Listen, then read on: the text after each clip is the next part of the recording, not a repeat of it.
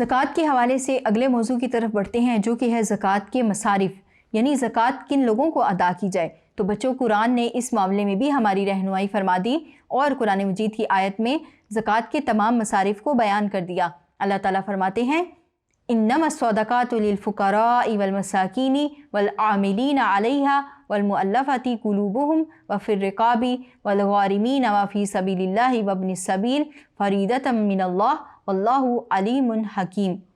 तर्जुमा, ये सदक़ात तो दरअसल फ़कीरों और मिस्कीनों के लिए हैं और उन लोगों के लिए जो सदक़ात के काम पर मामूर हैं, और उनके लिए जिनकी तालीफ़ क़ल्ब मतलूब हो। नीज़ ये गर्दनों के छुड़ाने और कर्ज़दारों की मदद करने में और राह खुदा में और मुसाफिर नमाजी में इस्तेमाल करने के लिए हैं।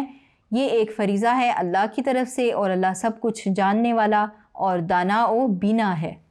बच्चों, इस आयत की रोशनी में हमारे सामने 8 मसारिफ़ आते हैं। आइए उनकी तफसील देखते हैं।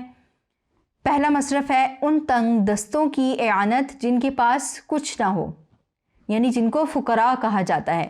दूसरा मसरफ़ है उन लोगों की एआनत या मदद जो ज़िंदगी की बुनियादी ज़रूरतों से महरूम हैं, इससे मुराद मसाकीन हैं।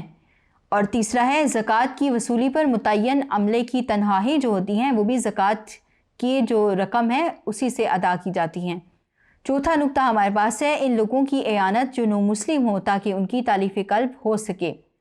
जो नो मुस्लिम लोग होते हैं, नए नए इस्लाम में दाखिल होते हैं, तो उनके लिए इस्लाम पर अमल पैरा होना, और चूँकि वो अपने मज़हब को छोड़ कर आए होते हैं, बसा औक़ात अपने घरों को भी छोड़ आते हैं, तो ऐसे में उन लोगों को दीन पर जमाने के लिए उनकी मुआशी मदद की जाती है।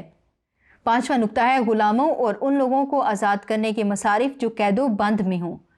छठा, ऐसे लोगों के कर्ज़ों की अदायगी जो नादार हों। सातवां, जिहाद फ़ी सबीलिल्लाह और तबलीग दीन में जाने वालों की एआनत।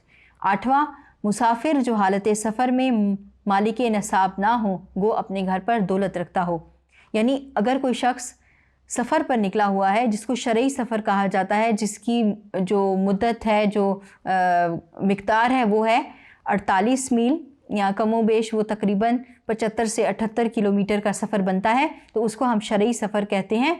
तो अगर कोई ऐसा मुसाफिर हो जो अपने घर में तो अमीर कबीर हो, दौलतमंद हो, लेकिन जब वो सफ़र पर निकला हुआ हो और उसे कुछ ऐसे हालात पेश आ जाएं कि वो साहबे नसाब ना रहे बल्कि ज़रूरतमंद हो जाए, जैसे किसी को कोई डकैती का मसला पेश आ जाता है, चोरी हो जाती है, जेब कट जाती है, तो ऐसे में ज़कात के पैसों से ऐसे मुसाफिर की मदद कर दी जाती है।